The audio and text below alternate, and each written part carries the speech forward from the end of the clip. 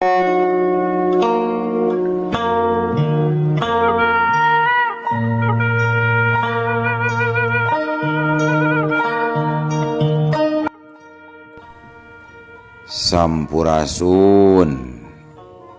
Wadia Balad ATE official di mana wae ayana.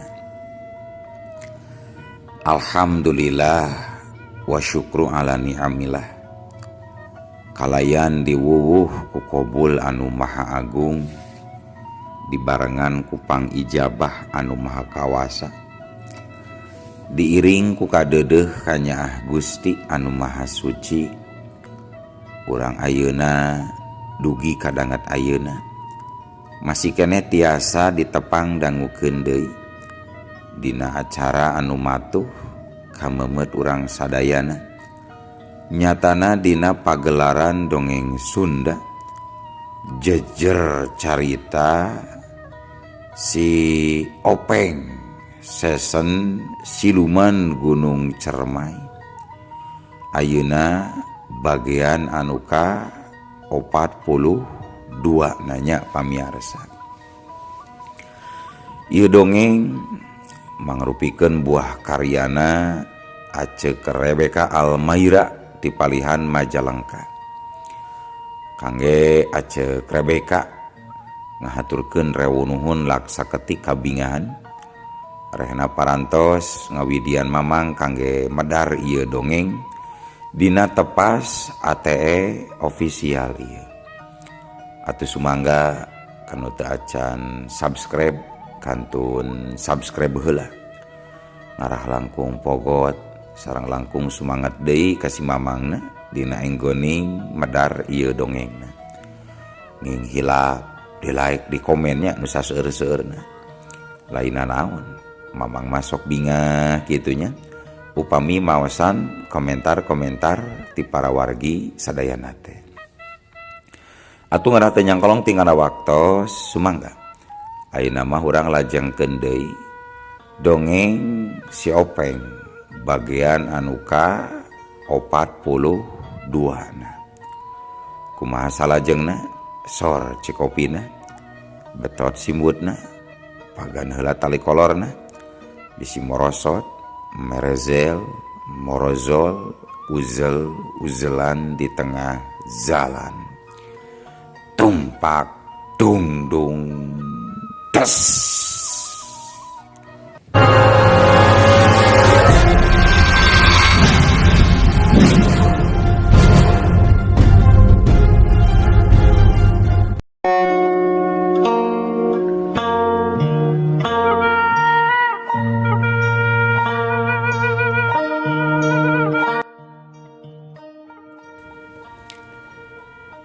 Nyimas, musuh parantos dielehkeun. Urang kedah senggalna laporan ka nini guru Nyimas. Sabab tetela musuh geus aya nu kumawani ngajorang ka ieu patembadan. Lamun bisa mah urang kudu menta ditambahan balad keur ngayunan musuh bisi aya anu datang deui. Tah kitu kamandang tisim abdi mah Nyimas, mugi katampi. Ceuk Ki Buyut Petug. Nya, hade pisan usulan ti Ki Buyut teh. Hayu, ayeuna urang laporkeun ka nini guru. Muga-muga nini guru panujueun. Walau Nyimas rata kumaha. Geus kitu mah jung cengkat.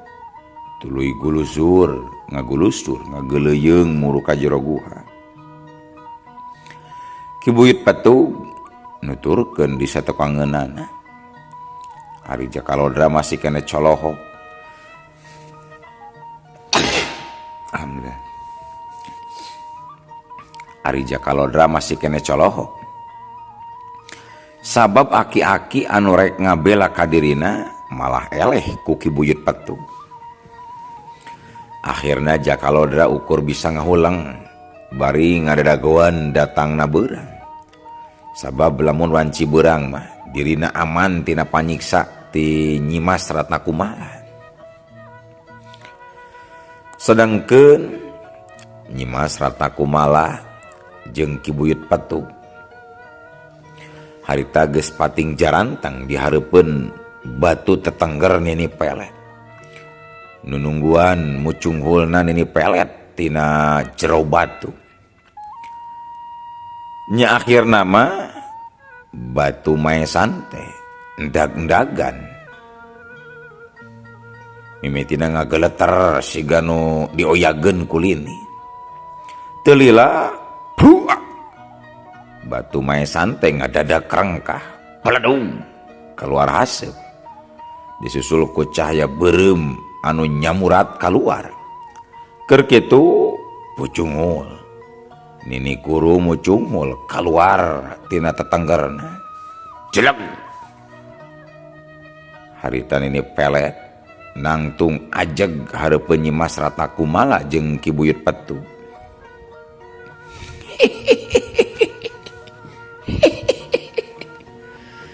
Kumaha geulis? Nini karek wae rek peureum geus dihudangkeun deui. Aya naon ieu teh geulis? Cek Nini Pelet. Hapunten Nini, bieu teh urang kedatangan musuh anu rek nyelametkeun si Jakalodra. Tapi alhamdulillah geus dielehkeun ku Ki Buyut. Tah ayeuna abdi rek usul ka Nini, kumaha lamun urang nyeun pasukan pikeun nambahan balad keur ngajaga keamanan ieu tempat. Kitu panginten usulan ti abdi teh Nini. Cek Nyimas Ratna Kumala.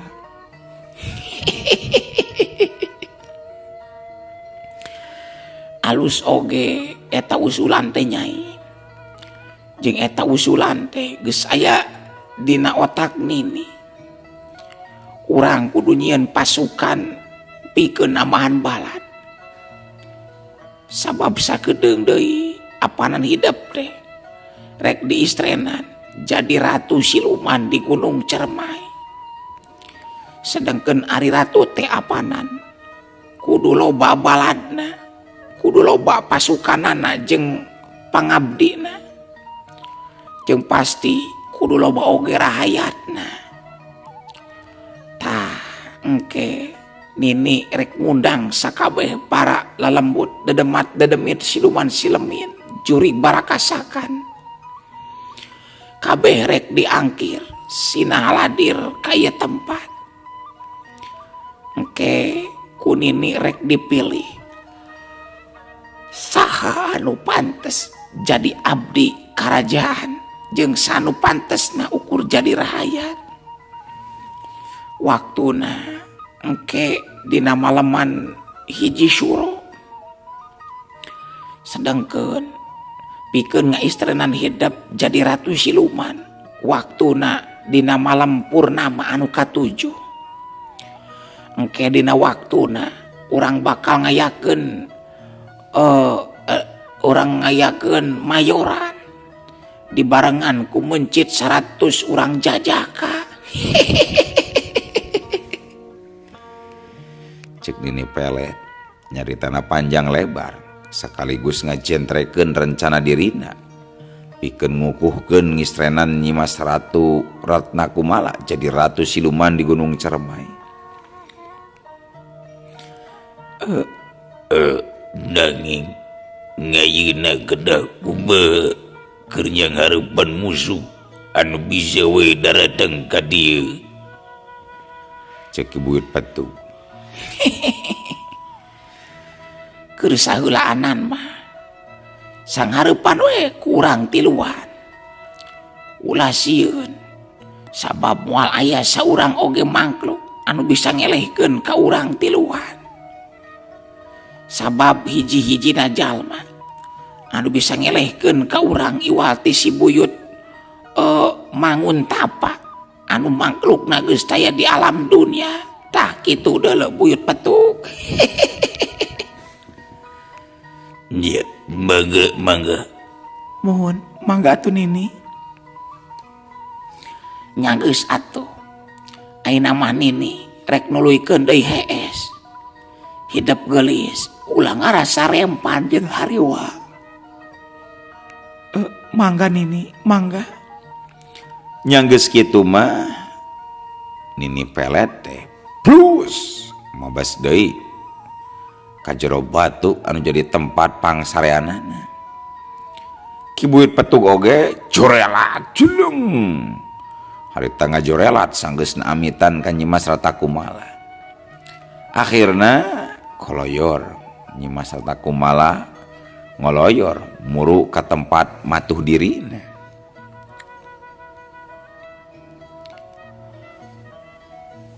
Para wargi sadayana ayeuna urang kocapkeun deui kaayaan di lembur Sangkan Urip. Wanci geus beurang, geus nincak dina wanci rumangsang. Para inohong lembur anu tadi peuting geus marulang ka imahna masing-masing. Sabadana baralikna si Madri jeung si Kurdi anu mawa mulang layon Ki Buyut Trahum kalayan dijajabkeun ku 4 urang warga Pilemburan.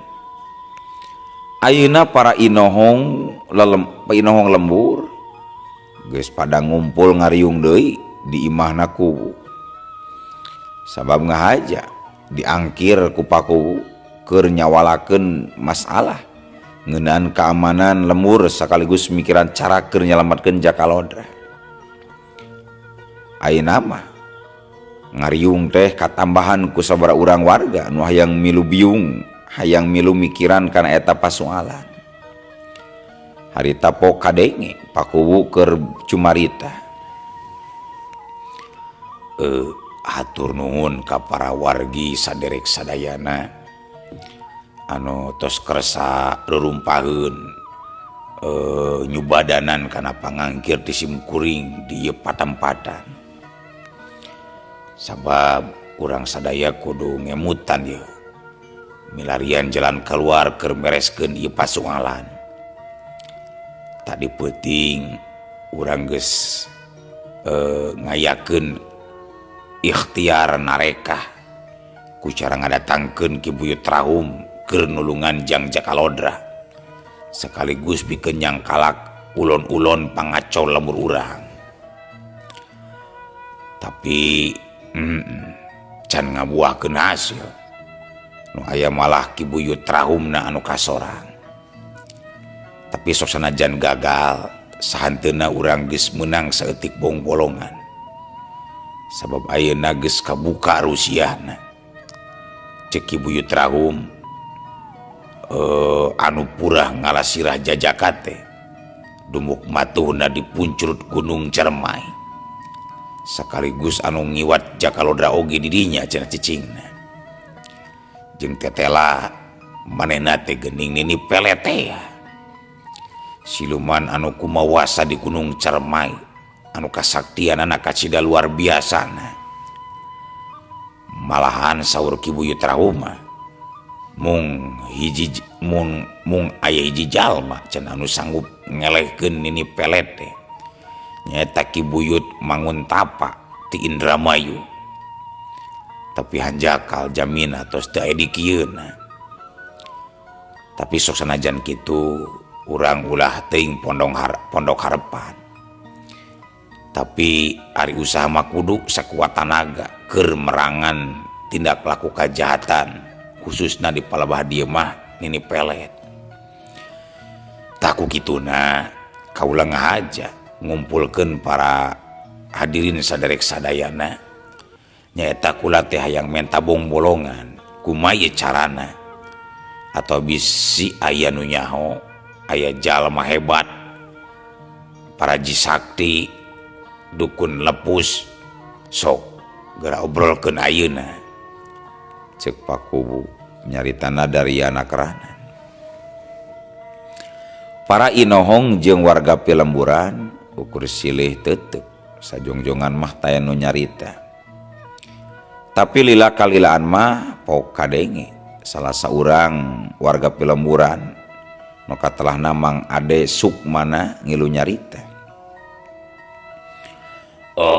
Kumaha lamun urang jorag we ka puncur Gunung Cermai pakubu urang jorag salarea lamun perlu urang duruk we sayangna eta si Nini Pelete gitu Pak Kubu. Cek Mang Ade. Tuh gampang gitu wae dulu Mang Ade. Buktina wae Ki Buyut Traum saurang sepuh anu linuhung, anu geus legok tapak genteng kadek bisa ele jajaten mulang tinggal ngaran komo deui urang anu bolostro. Cek Palebe. Kumaha lamun urang ngangkir Syekh Puji wae atuh keur nyangkalak Nini Pelete. Cek Mang Abung mer usul. Urang mana eta mah jeung lain dukun lain kiai. Bahaya bisa-bisa Nini Pelet direuneuhan ke ku Sesuja tuh. Cek Pak RT. Atuh leng deui salarea ngahulang. Kabeh milu mikiran bari inget-inget nasaha jalma anu sakti anu sakirana bisa dipuntangan tulung keur ngalawan Nini Pelet. Saenggeus rada lila sing harulangna, akhirna harita saurang jalma anu ngomong nyaeta Bah Murtala salaku kokolot lembur. Ieu Abah aja kaingetan. Yen di lembur Zindang teh aya saurang zebu anu sakti. Mun teu salah mah katelahna Mbah Buyut Jabin. Kumaha lamun urang angkir we Ki Buyut Jabin, sugan manehna bisa dipuntangan tulung ku pihak lembur urang. Cek Bah Murtala. Tah geuningan. Taya salahna lamun urang nyobaan urang ngangkir Ki Buyut Jabin, Bah. Cing kira-kirana sanu reka dituna. Cek Pak Kuwu satuju kana usulan ti Bah Murtala. Keun lah ku abdi dewe Pak Kuwu. Da abdi apal ieu jalan Tarabasan ka lembur Sindang mah. Cek Mang Jamsa anu nyanggupan. Heunya syukur atuh ari kitu mah. Ieu Mang Jamsa keur ongkosna ulah dililakeun lah. Ya dikawulanya sakalian keur persekot ka Ki Buyut Jabin. Tapi ayeuna keneh Mang Jamsa kudu miangna, kudu buru-buru ka ditu. Sabab lamun ayeuna ka ditu pan beureun kete sareupna atawa geus isaan teh bakal nepi deui ka dieu. Cek Pak Kuwu. Nya mangga kitu mah Pak Kuwu. Ayeuna keneh atuh abdi bade amitnya, bade langsung angkat. Nyanjung jung Mang Jamsa mangga. Jung atuh Mang Jamsa cengkat. Tuluy dodongkoan arek kaluar ti imah Pak Kuwu. Nya sanggeus menang putusan kitu mah riungan teh dibubarkeun ku Pak Kuwu. Tapi para inohong lembur diingetan yen wanci Isa kudu ngariung deui. Para wargi sadayana gancangna carita caturkeun dina wanci peutingna. Kira wanci sareureuh budak. Harita di imah Pak Kuwu geus ngaliud pinuh ku jalma. Khususna para inohong lembur gegedug desa. Di luar oge ngaliud loba warga nu datang. Lantaran hayang nyaho ka Bah Buyut Jabin salaku sepuh linuhung anu ngahaja diangkir ku Pak Kuwu keur nyangkalak siluman anu jahat. Ari Ki Buyut Jabin harita geus aya di satengahing para inohong, manehna diuk ngacemprak sila di antara Pak Kuwu jeung Bah Murtala. Kadenge harita Pak Kuwu anu cumarita.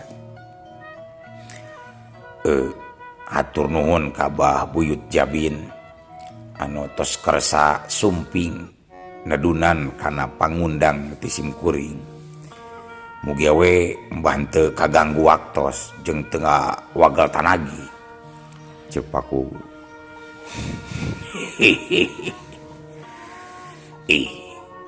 kula mah teu ngarasa kaganggu ku nyato nu aya we bisa nganjang kasangkan urip.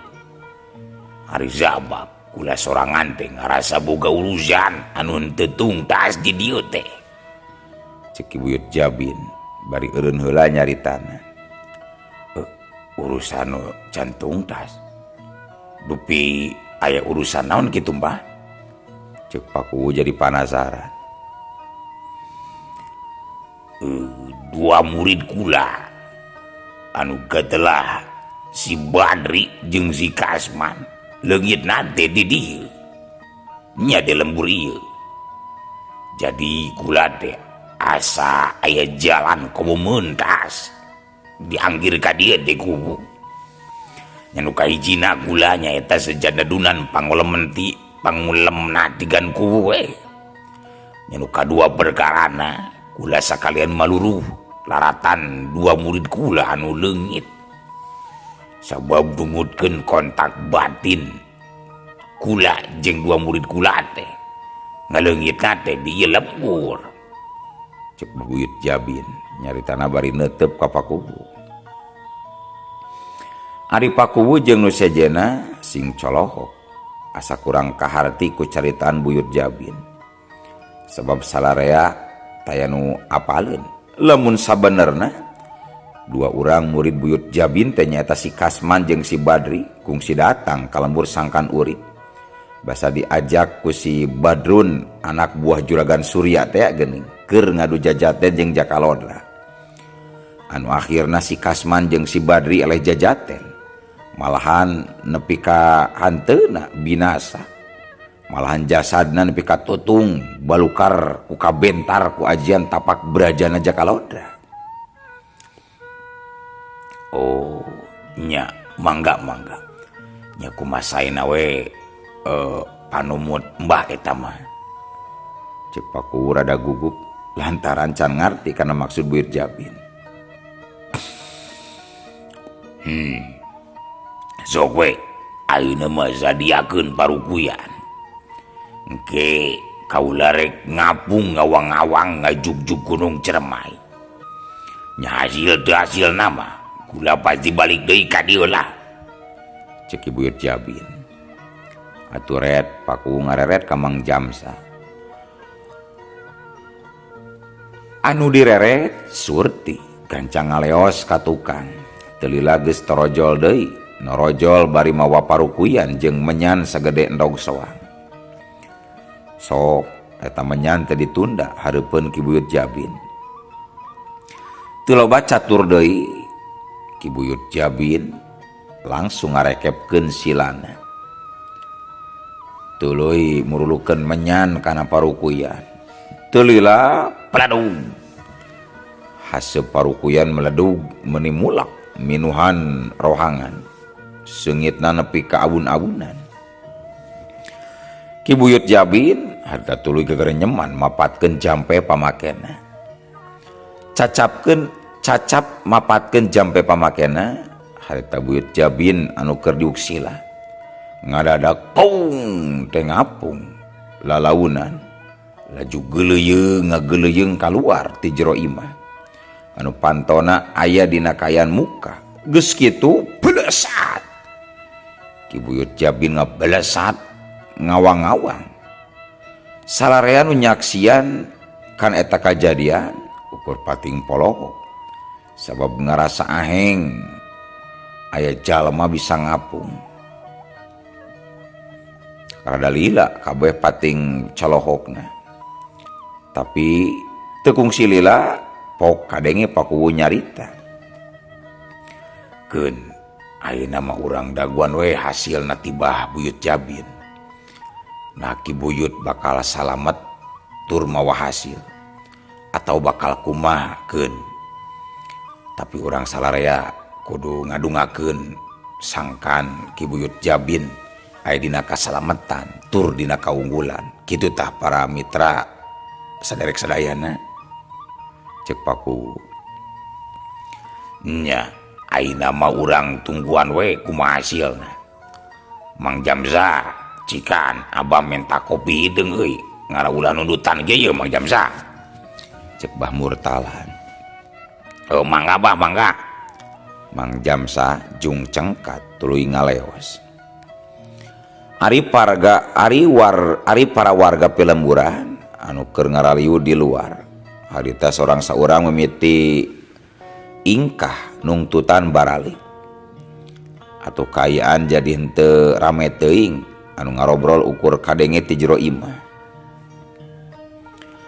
Sedengkeun Ki Buyut Jabin anu harita ngawang-ngawang geus nepi ka punclut Gunung Cermai. Barang jeleg napak sukuna kana lemah. Panona muraleng ka Jakalodra anu keur disiksa ku Nyi Mas Ratakumala. Hate Buyut Jabin langsung ngarasaya krateg goreng ka Jakalodra. Anu akhirna Ki Buyut Jabin bisa ngarasa yen Jakalodra pisan jalmana anu geus ngapinasa dua urang muridna. Tapi barang keur kitu Buyut Jabin disentak ku Nyi Mas Ratakumala. Hei, nasa Andika, kumaha wani datang ka ieu patempatan? Cek Nyi Mas Ratakumala.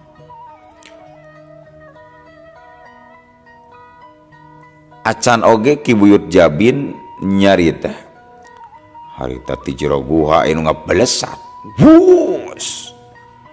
Nu tayalian eta teh Ki Buyut Petug. Ki Buyut Petug anu ditugaskeun pikeun ngajagaan keamanan moal ngantep kitu wae kasing sawe jalma anu ngelampreng ka wewengkon Gunung Cermai. Kalayan teu tatanya deui, harita Ki Buyut Petug langsung nyerang ka Ki Buyut Jabin. Wut. Ari Ki Buyut Jabin anu satadina panasaran ka Jakalodra. Manehna jadi teu bisa majar kumaha, iwal ti kudu ngaladenan kana bahaya nu datang ti Ki Buyut Petug.